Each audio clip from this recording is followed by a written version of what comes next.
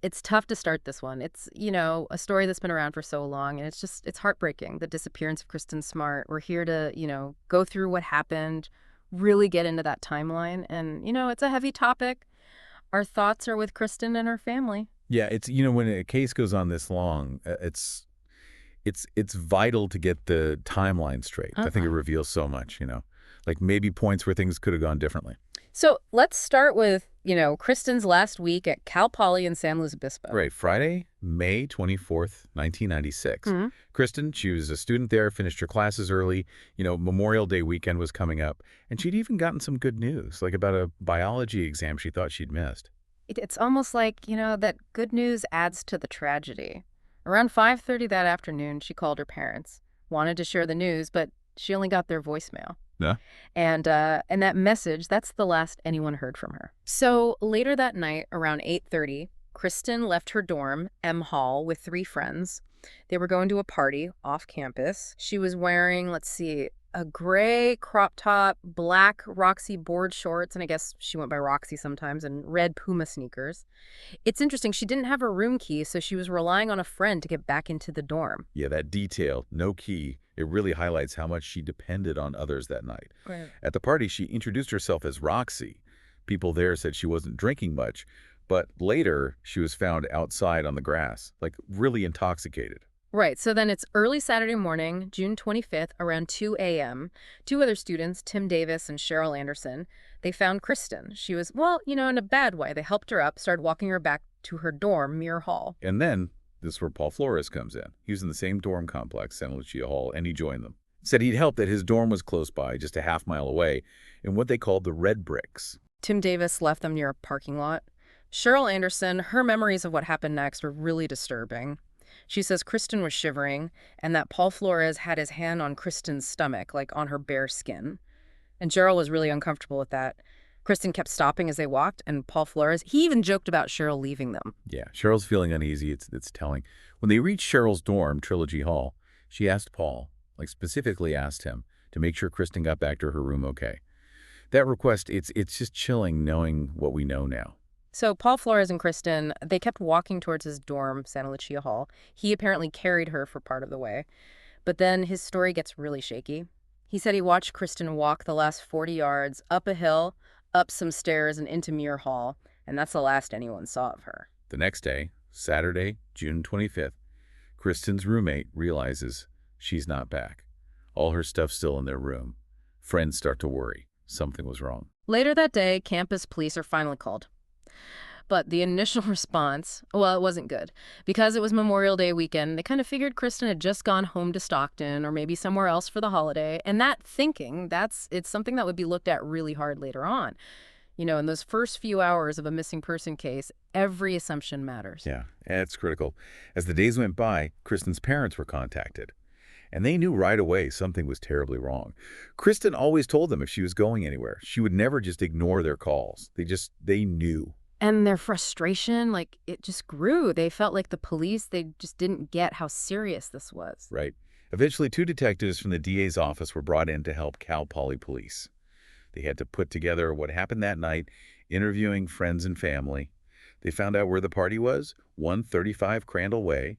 It was just an 11-minute walk from Muir Hall. And they talked to a lot of people who were there that night. And the focus, it started shifting to Paul Flores. He was the last person with Kristen. When the police interviewed him, things in his story didn't line up. Exactly. At first, Paul Flores said he left Kristen and went straight to his dorm. But his roommate said that later, Paul said something really strange, that Kristen was home with his parents. Right off the bat, that's a red flag. And it wasn't just that. The way he acted, the things he said, it all just added to the suspicion. Paul Flores was 19 at the time. People described him as scary, creepy, even called him Chester the Molester. He apparently spent a lot of weekends alone drinking. It paints a picture, right? A young guy, isolated, maybe troubled. Then there's this incident from December 1995. A female student reported Paul Flores for climbing onto her balcony. So there's this pattern of behavior even before Kristen disappeared. And the police found out he'd lost his license just 6 weeks before. speeding and a DUI. During that first interview with the police, Paul Flores had a black eye. When they asked him about it, his story kept changing. First, he said he got it playing basketball on Monday, after the party. But the other players, they said that wasn't true. Then he changed his story, said he hit his eye fixing his dad's truck stereo at 2 a.m. on Sunday in the garage. He's going to explain why he didn't say that in the first place, said it sounded foolish and later didn't really matter. All of that, it just made the police even more suspicious. And you have the witnesses from the party. 4 or 5 people told the police they saw Paul Flores trying to kiss Kristen in the hallway and that she might have fallen. Paul Flores denied it. Even Tim Davis, the guy who helped Kristen walk home, he told the police he saw Paul on top of Kristen at the party. He thought it was an accident, but still, you put all those pieces together, it's a bad picture. In the days after Kristen disappeared, there was a massive search. The whole Cal Poly campus, cops, volunteers, people on horseback, they even used ground-penetrating radar.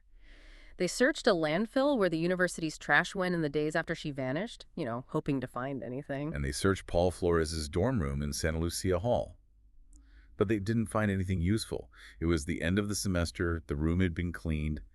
Missing person posters went up everywhere. Billboards, too.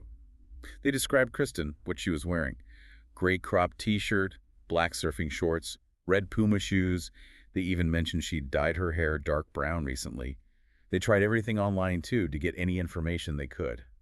There's this detail and incident report from campus security that really didn't help. It kind of made Kristen look bad. It called her a party girl, said she lived her life in her own way, didn't conform to typical teenage behavior. I mean, when someone is missing that kind of language, it's wrong. Yeah, it is. The FBI got involved, put up a $75,000 reward.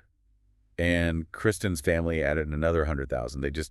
They wanted their daughter back. In June of 1996, the San Luis Obispo County Sheriff's Office took over the investigation. That was a big shift. They brought in cadaver dogs to search the campus. And get this, 4 separate dogs, all handled by different people. They all signaled human remains in Paul Flores' dorm room. Cadaver dogs are trained to smell decomposition. So having 4 dogs all hit in the same spot, that's strong evidence that something happened there. But even with that, when they tore the place apart, they couldn't find anything concrete connecting Paul Flores to Kristen's disappearance. It's one of the most confusing points of this case. You have these dogs giving a clear signal, but no physical proof. Then, in the fall of 1996, a woman named Mary Lasser, she was renting a house from Paul Flores' mother, Susan Flores, in Arroyo Grande. And she found something, a woman's earring in the driveway. It looked just like the one Kristen was wearing in the posters. Mary Lasser, she did the right thing, took the earring to the police. But then, get this, it went missing while it was in police custody. Losing potential evidence like that, it's a huge blow. In 2002, there was this rumor about Scott Peterson, the guy who was convicted of killing his wife. He was at Cal Poly when Kristen disappeared. But he denied it, and there's never been any real evidence connecting him to Kristen. 6 years after she vanished, on May 29, 2002, Kristen Smart was legally declared dead. It was official, but her family never gave up hope of finding her. Things started to move again in 2011.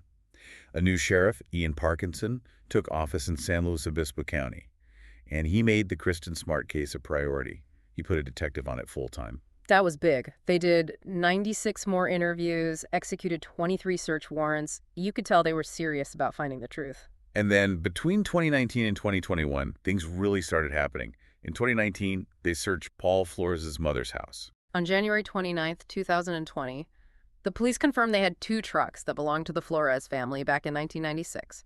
So they were looking at how Kristen might have been moved. A week later, February 5th, 2020, they searched 4 places. 2 in San Luis Obispo, 1 in Washington State, and Paul Flores' place in Los Angeles County. They even detained him for a bit. This was a serious step forward. In March 2021, they searched Paul Flores' father's house, Ruben Flores, in Arroyo Grande.